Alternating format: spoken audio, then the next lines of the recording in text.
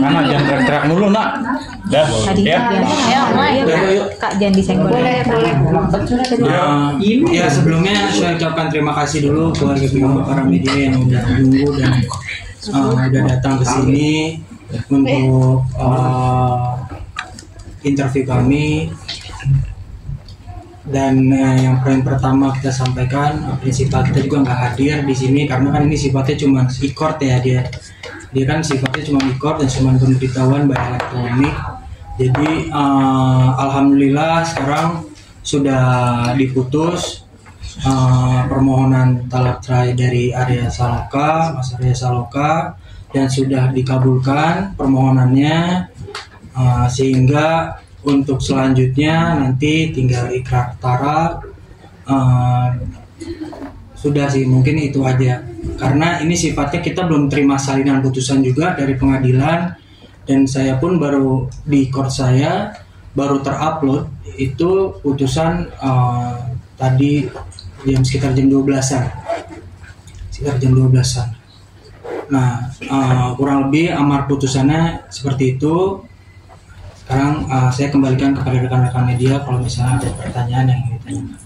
Bang, tapi sudah tahu hasil dari putusan tersebut?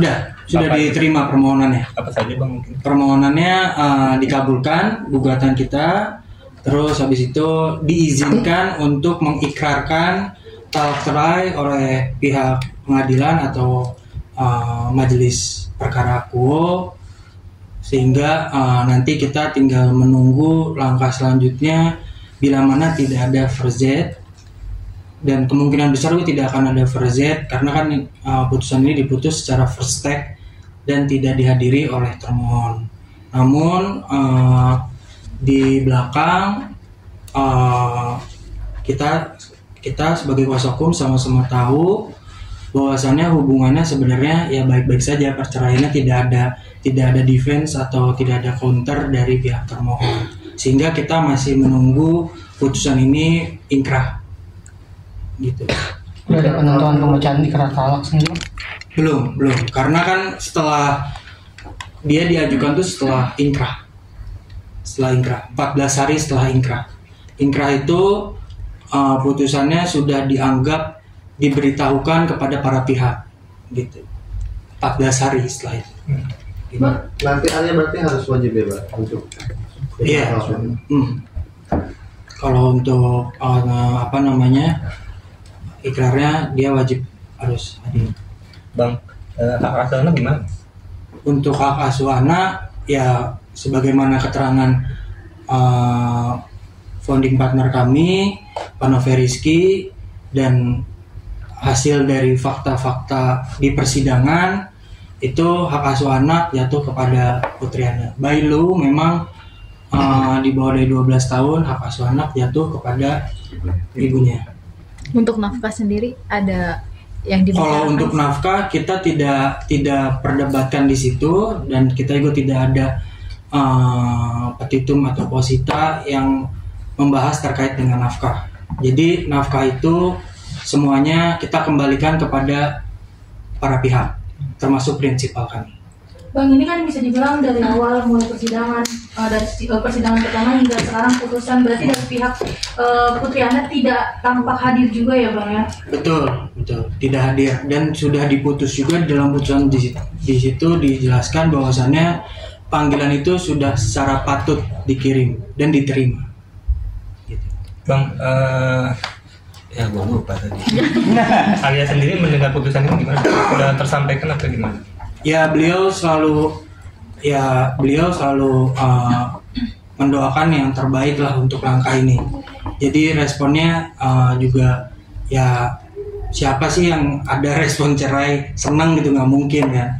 Jadi kalau respon dari Arya sendiri ya beliau cuman berterima kasih kepada kita karena kita kuasa hukumnya menjalankan tugasnya sesuai dengan apa yang dipermohonkan oleh klien kami.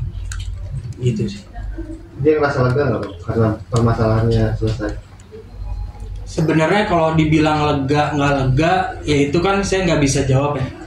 Tapi sepengetahuan kami ya mungkin ya langkah hukum ini memang jalan satu-satunya saja yang memang harus ditempuh. Tapi kalau dikata lega atau enggak, ya semua juga pasti punya bebannya sendiri. Gitu. Bang mengabulkan isi gugatan berarti ada dugaan pihak ketiga isi gugatan?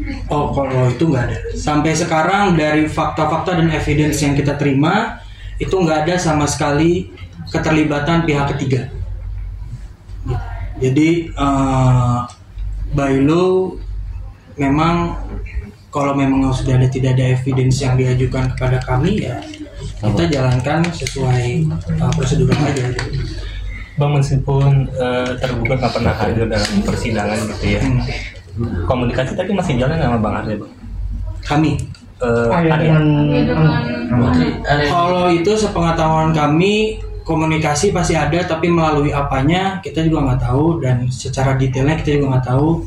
Yang saya ketahui adalah komunikasi antara termohon dan pihak pemohon Arya atau Mbaknya itu baik-baik saja sampai sekarang. Maksudnya tidak pernah ada manuver atau defensif yang memang sangat penting dimasukkan dalam pokok perkara ini. Bang, ini kan bisa dibilang Pak Kasus diserahkan ke pihak Putri Hana sendiri. Dari perjalanannya sendiri sempat ada batasan nggak sih untuk Bang Arya bertemu dengan anak-anaknya?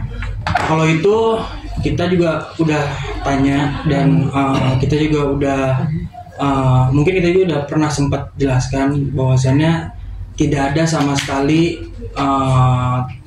schedule yang ditentukan atau enggak kesepakatan yang ditentukan untuk merawat Ibrahim, anaknya daripada Arya dan Hana. Gitu. Jadi diberikan keleluasaan lah untuk merawat, mendidik, terus juga ya itu diberikan diberikan kesempatan seluas-luasnya dan selebar-lebarnya pada para pihak. Bang, berarti peluang banding dari pihak tergugat sudah tidak ada ya Bang ya? Sudah pasti tidak ada Bang? Kalau itu saya nggak bisa jawab. Karena ini kan first step putusannya, jadi nggak ada banding, mungkin first step. Nah, di perlawanan itu sampai dengan saat ini tidak pernah ada kita mendapatkan informasi bahwasannya akan ada perlawanan atau tidak pernah ada. Tapi saya nggak bisa menjamin bahwasannya ini tidak ada first step gitu loh. Gitu. Tapi yang saya harus tegaskan, perceraian ini memang diambil berdasarkan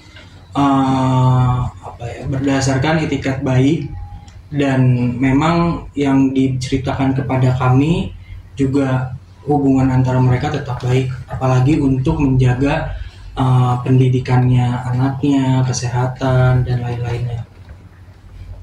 Gitu sih. Oke, Bang. Namanya Bang? Abdurrahman. Abdurrahim. Abdurrahim. Iya. Oke.